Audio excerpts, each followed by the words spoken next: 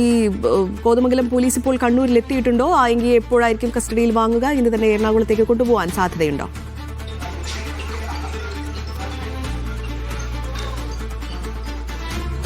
ആരതി, ആദ്യം ഇയാളെ കണ്ണൂർ സൈബർ പോലീസിന് കൈമാറും. കണ്ണൂർ സൈബർ പോലീസ് ചുമത്തിയ 5ഓളം വകുപ്പുകളുണ്ട്. അതിൽ ചിലത് ജാമ്യം ലഭിക്കാത്തതാണെന്നാണ് പോലീസ് പറയുന്നത്.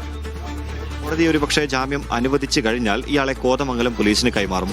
കോതമംഗലത്തും ഇയാൾക്കെതിരെ ഈ രീതിയിലുള്ള ജാമ്യമില്ലാ വകുപ്പുകളും അതുപോലെ IT ആക്ട് പ്രകാരമൊക്കെ കേസെടുത്തിട്ടുണ്ട്.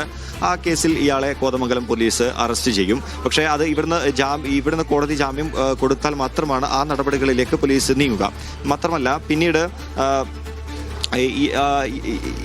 നിലവിലിപ്പോൾ ഇയാൾക്കെതിരെ 4ലേറെ കേസുകൾ ഈ വിഷയവുമായി ബന്ധപ്പെട്ടിട്ട് ഉണ്ട്. മുഖ്യമന്ത്രിയെ അധിക്ഷേപിച്ചതിനടക്കം മറ്റൊരു കേസും ഇയാൾക്കെതിരെ എടുത്തിട്ടുണ്ട്. അങ്ങനെ ഇതിൽ പലതും ജാമ്യം കിട്ടാത്ത വകുപ്പാണ്. അതുകൊണ്ട് കോടതിയിൽ ഹാജരാക്കി കഴിഞ്ഞാൽ ഇയാളെ റിമാൻഡ് ചെയ്യാൻ തന്നെയാണ് സാധ്യത എന്നാണ് മനസ്സിലാക്കുന്നത്. അങ്ങനെയാണ് പോലീസിൽ നിന്ന് ലഭിക്കുന്ന വിവരം. ഇനി ഇയാൾ ഈ വെല്ലുവിളികളൊക്കെ നടത്തുന്ന സമയത്ത് ഇയാളുടെ യാത്ര, അതിൻ്റെ വിവരം എങ്ങനെയാണെന്ന് വെച്ചാൽ 5-ാം തീയതിയാണ് ഇയാൾ എറണാകുളത്തിൽ നിന്നും കണ്ണൂരിലേക്ക് പുറപ്പെട്ടത്. അങ്ങനെ 5-ാം തീയതി കണ്ണൂരിലെത്തി. കണ്ണൂരിൽ ആദ്യം ഇയാളുടെ നാട്ടിൽ അഴീക്കോട് കപ്പക്കടവ് പോയി. പക്ഷേ വീട്ടിലേക്ക് പോയില്ല എന്നാണ് പോലീസ് മനസ്സിലാക്കിയത്. പിന്നെ ഇയാൾ കണ്ണൂരിലെത്തി എന്ന് അറിഞ്ഞപ്പോൾ തന്നെ ഇയാളുടെ സുഹൃത്തുക്കളും അതുപോലെ ബന്ധുക്കളുമൊക്കെ പോലീസിന്റെ നിരീക്ഷണത്തിലായിരുന്നു. അവിടെ നിന്ന് അഴീക്കോട് നിന്ന് ഇയാൾ നേരെ തിരിച്ചു പോയത് തളിപ്പറമ്പ് ഭാഗത്തേക്കാണ്. അവിടെ അതിനുശേഷം അവിടെ നിന്ന് മട്ടന്നൂരിലൊരു സുഹൃത്തിനെ കാണാൻ പോയി. അദ്ദേഹം ഈ സോളാറിൻ്റെ ടെക്നീഷ്യനാണ്. ഈ സോളാർ പാനലുകളൊക്കെ സ്ഥാപിക്കുന്ന അതുമായി ബന്ധപ്പെട്ട സംരംഭമാണ് അയാൾക്ക്. അയാൾ കാണാൻ പോയി.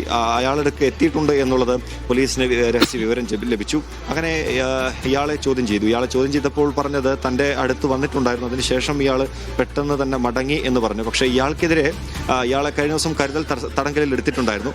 പിന്നീട് ഇയാളെ എറണാകുളം കോതമംഗലം പോലീസിന് കൈമാറി. കാരണം ഇയാൾ പ്രതിയെ അർജുനായികയെ സംരക്ഷിക്കാൻ ശ്രമിച്ചു എന്നുള്ള ഒരു വകുപ്പ് ചുമത്തിയിട്ടാണ് ഇദ്ദേഹത്തിനെതിരെ കേസെടുത്തത്.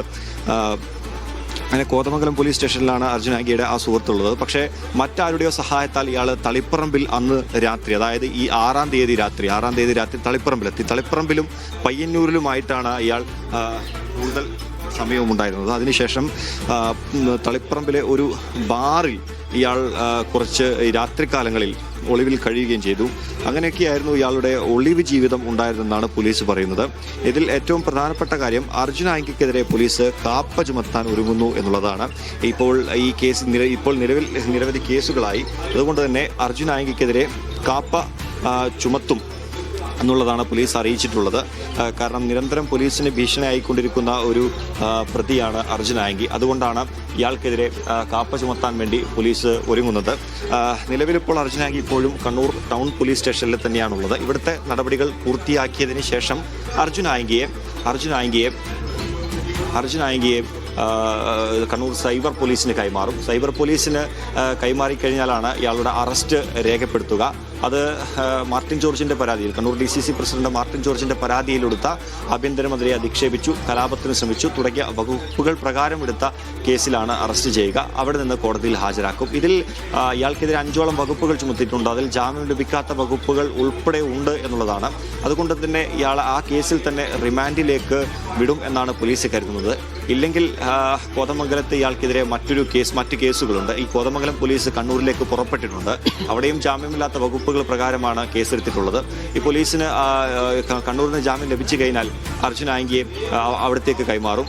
പിന്നീട് അവിടെ നിന്നും ജാമ്യം ലഭിച്ചാൽ അല്ലെങ്കിൽ ഇയാൾ റിമാൻഡിലേക്ക് പോയി കഴിഞ്ഞാൽ ഉറപ്പായിട്ടും ഇയാൾക്കെതിരെ റിമാൻഡിൽ കഴിയുമ്പോൾ തന്നെ ഇയാൾക്കെതിരെ കാപ്പ ചുമത്തും. അങ്ങനെയാണെങ്കിൽ കുറച്ചു കാലം എന്തായാലും അർജുനായി ജയിലിൽ തന്നെ ഇരിക്കേണ്ടി വരും. ഈ കാലയളവിൽ പോലീസിനെ വെല്ലുവിളിച്ചു പോലീസിന് എന്ത് ചെയ്യാൻ സാധിക്കും എന്നുള്ള രീതിയിലൊക്കെയായിരുന്നു അർജുനായിയുടെ വെല്ലുവിളി. പോലീസിന് ഇദ്ദേഹത്തെ പിടിക്കാൻ സാധിക്കുന്നില്ല എന്ന് കണ്ടപ്പോൾ പോലീസിനെ പരിഹസിച്ചും അർജുനായി രംഗത്തെത്തി.